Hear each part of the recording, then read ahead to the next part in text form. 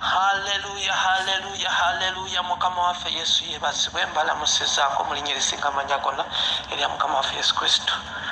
Nebaza Katonda olw'amakya amalungi. Teeka emikono mu bbanga tusabe. Katonda wa Ibulayimu ne Isaaka ne Yakobo, Katonda waffe tukwebaza. Oli mulungi tewenkanika. Otuwadde ekisa Mukama, otukuumye Mukama kutuyisa mu kiro, otukuumye Mukama ku bugazi bw'ensi eno, otukuumidde bazadde baffe, otukuumidde bakama baffe, otukuumidde emirimu gyaffe, otukuumidde baganda baffe, otukuumye buli muntu ku bugazi bw'ensi yonna gy'ali. Weebale Mukama, weebale Yesu, weebale gwakuma bannayuganda abali mu Uganda, weebale Mukama akuma bannayuganda abali mu abroad, weebale Yesu akoze obulungi obutenkanika, weebale Mukama akuma baganda bange abali mu nsi z'Abawalabu, weebale akuma abali mu China, weebale Mukama akuma abali mu Australia, weebale Mukama akuma abali e Sweden, weebale Mukama akuma abali e UK, weebale Mukama akuma bannayuganda abali mu Uganda yonna gye bali ku bugazi bw'ensi eno, weebale abataddeko ekisa, weebale Mukama akyabawadde omuka gwe bassa, weebale ku lw'abazadde baffe abamu nga tetuli nabo, abalala nga bali wala naffe tuli wala, weebale atukuumira abaana baffe, Katonda ow'ekisa, abaana nga bava dda ku masomero nga bali waka, naye tukwebaza olw'ekirabo eky'obulamu. Obakuumye Mukama, bakyali balamu, teri n'omu yali afunye gwe bagamba nti ono alina embeera bweti ne bweti. Weebale Mukama ataddewo ekisa, weebale olw'omukono gwo ogw'amaanyi, weebale atukuumidde mu mawanga, weebale akuumye omukyalo oyo wonna waali, weebale ku lw'obulamu bwe Mukama, oliisizza Mukama, tetunaba kuwulirayo n'omu gwe bagamba nti yafudde enjala, otubeezessaawo Yesu. Weewaawo waliwo ebitatambula bulungi, naye tugulumiza linnya lyo Mukama, kubanga ebitatambula bulungi si gwe wabiteekawo, ebyo ebitatambula bulungi byava eri omubisitaani. Nzikiriza nti omukono gwo weeguli Mukama, gugenda kubijjawo, gugenda bisaanyaawo, gugenda bizikiriza eri buli mukyala na buli mwami Mukama ayina kyayitamu ku makya ga leero.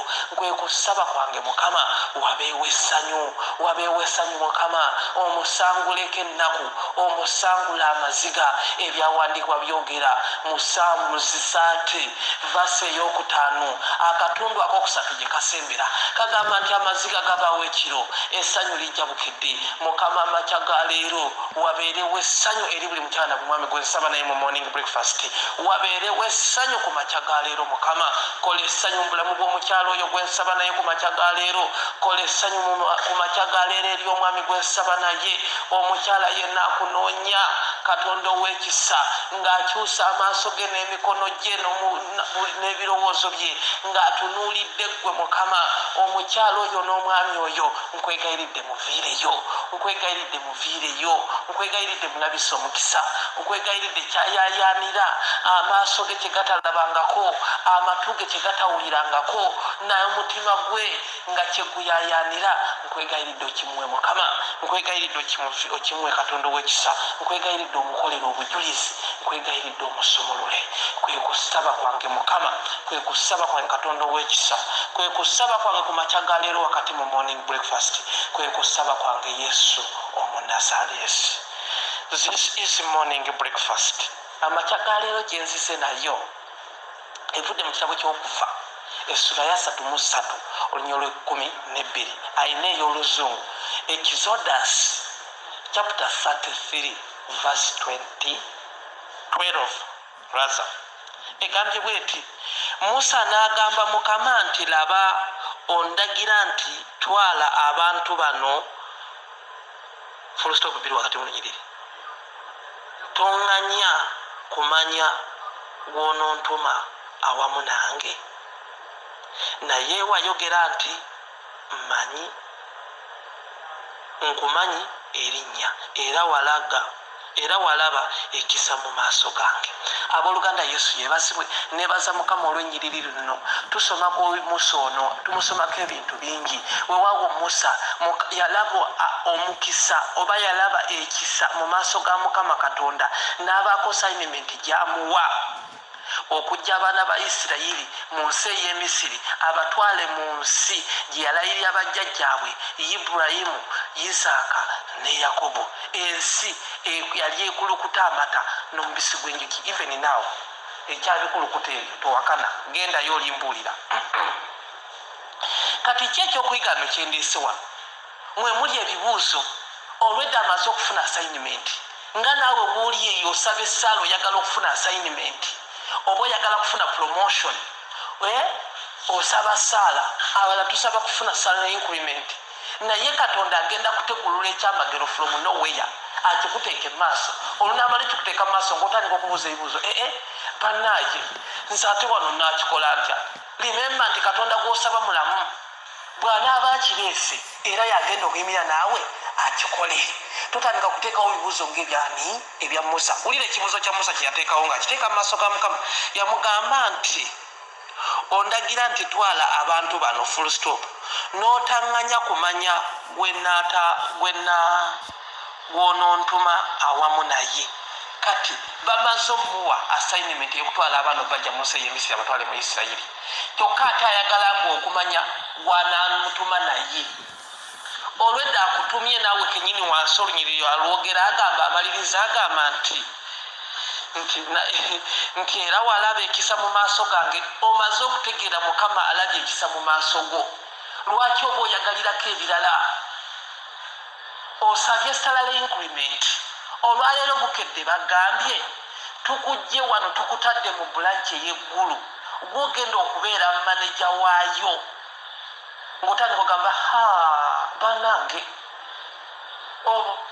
ng'obuuza nno naabikuwadde yennyini oba olusi dairekita oba general manager ng'omugamba nze naabikola ntya nga sibimanyi naye nga bulijjo obadde osiiba osaba salary increment kati salary increment ezejjiddeko ne promotion ng'otandika okuteeka ebibuuzo bwe bityo mu maaso g'abantu nze naabikola ntya bannaye nze nga sibimanyi promotion salary increment mbadde njagala baginyongeze wali wembadde ntula ku front desk owulira ebibuuzo weewala okusaba essaala end of the day mukama n'ajanukula ate amaze ojanukula n'oteekako ebibuuzo ebitalina kyebigasa nga bino ebya musa abuuza ebibuuzo olugendo lweyongera kugejja olwali olw'ennaku ennya ne lugenda mu myaka 4 weewaawo era ebyagejjesa olugendo bingi tosobola binyonyola kino si kinyiza okwesibako kyokka ekyokubuuza ebibuuzo era ojja kulaba ebibuuzo byasooka wansi awawaddawo kweyo kyaputa naye byonna nga mukama amunyonyola mugamba nze nalaba ekisa mu maaso go minis toweetaaga kubaako kyobuuza bakuwadde promotion genda egindi totandika gamba nze bannaye no sikolangayo bannaye ate nze promotion naye njagala nina njayitaaga mu kibuga nze kati eyo oba nakikola ntya lwaki obuuza ebibuuzo bwe bityo onookikola atya ng'obadde osiba ku viivi ng'ofukamira oyagala katonda akuviireyo abantu abamu emirimu giigino tegyakyankalana tebagana giddako tusaba essaala buli lunaku olunagira nga bagamba owaayo eno wali opportunity ngogamba bannaye kale ebyo nze sibikolangamu bulijjo nsaba ssaala yange kuddayo okukola eri gye nali nkola baaba gwawuliriza moni breakfast oba nkwena linnya ki nkwegayiridde kyonna ekiri bakize wakati w'okumaliriza essaala gye tusaba bino byonna nga biwedde kkiriza bukkiriza mukama akukozese kyonna kyolabanga batadde mu maaso go nga si kibi nga kiyise mu muntu banyakatonda yaba amukozesezza okuyita mu ssaala z'obadde osaba naye okyukiranga bukyukizi kisengeno nga mukama mpa amagezi ne bweba ofunye promotion za mirundi emeka eno gyoddako ogamba mukama mpisiza mu promotion ziri nga nkoze bulungi ne zibeera successful nkwegayidde nkusaba ompiseewo oteekene mweno gye bantaddemu yimirira nange mpa amagezi ye katonda gaba amagezi totandika kuteekawo bibuuzo ng'ebya musa abantu babuuza ebibuuzo ebitategerekeka waliwo abali mu kusaba kati singa osimuulira n'ogamba munaye mukama nagenda maaso ge mulage waliwo abantu babiri ninoono omumpi nina n'omwavu omulala nagamba ate nze ninayo omugagga nina n'omwavu naye mukama yandaze ntwala ono omwavu nanga kale nze saamusaba akandaga ono kati kiki ekyakutwala maaso ga mukama owaali toyagalako akulage mutuufu oyo gwoyita omwafu nti bwe yakulaze gwolina okgenda naye mukama amukuwadde era yagenda obagaggawaza nze ate saamusaba kumpa basajja bampi simanyi obwo saamusaba nze kumpa kakazi kambi puliisi temuddamu kubuuza bibuuzo mu maaso ga mukama katonda nga amaze okola assignment nammwe amaze okuddamu ansa zammwe manya kyazzeemu yayina final word okutuukiriza buli kimu oba ontegeera ekyokuyiga ekiri wano nti mukama agenda kutegulirira ekyamagero otandika okudda mu ddoyidoyi w'ebibuuzo. Kale saamanya nze nali simanyi nti ate mugenda kuba bwekiti, nze nali manyi ngenda ng'obuuza ebibuuzo naawe omuntu naye naawulya naye neyeewuunya. Kati olabe ng'ono Musa yali teyeetaaga kubuuza mukama nti waaye mukama nga tonaba kumbulya ate gwe naagenda naye olwedde bakuwadde abantu bano nayo bo balisi bantu genda naabo mukama akulabisizza ekisa. Naawe kenyini akyogerako wansi n'agamba nti era walaba ekisa mu maaso gange kimala. Ekisa kintu kinene kimala. Katonda waba akutaddeko ekisa ekyo kiba kimala, toteekangawo kibuuzo. Ogenda ku apulayinga emirimu bagenda okuyita ate nga bagamba ffe twagala okuli mu positioni bweti nga si gyewapulayinga. Kitegeeza ekisa kya Katonda kimala, kikubuusiza ne levo kw'obadde. Tobaako bibuuzo by'osimbawo, tobaako kwemulugunya kw'oteekawo nokakale bannaaye notandika okukwata ne ku mutwe. Gulumiza Katonda, dda mu maaso g'omugayo weebale mukama nenkusaba ompa amagezi. Tokyogera nga n'ensi ewulira, okyogera wekka n'oyo akikoze yani mukama Katonda. This is morning breakfast. Eyo olwaleero egezi nzijukira nasabye teeka emikono mu bbanga. Abaagala okulokoka nammwe abaava mu bulokole nga muli awo muyugayuga simanya na backslidinga, ddamu okwatula obulokole. Gamba nti hayi Yesu, olwaleero nzikiriza n'omutima gwange okuweebwa obutuukirivu era njatula n'akamwa kange nti ndokose. Amannya gange gano googere, ddamu omulundi ogwokubiri amannya go, gaddemu ogwokusatu. Gamba nti hayi Yesu, amannya gange gajje mu bitabo eby'okufa amangu, ebitabo eby'okusiraana, ebitabo eby'endwadde, ogateeke mu kitabo eky'obulamu n'okuwangaala. Amiina. Gwazeemu ebigambo bino olokose, olokokedde ddala. Nsaba Katonda akunyweze, akuteeka ekyamagero mu kamwako, akuteeka oluyimba mu kamwa, akuteeka ekyamagero mu mikono gyo, otuuke ku kyamagero okole nga tolina kibuuzo kyeweemulukibuuza kireeta kwagala kujjawo mukama kye yakukolera. Mu linnya lya Yesu, amiina. Mukama abampeera omukisa abanjagalire olunaku olulungi. Emmanuel.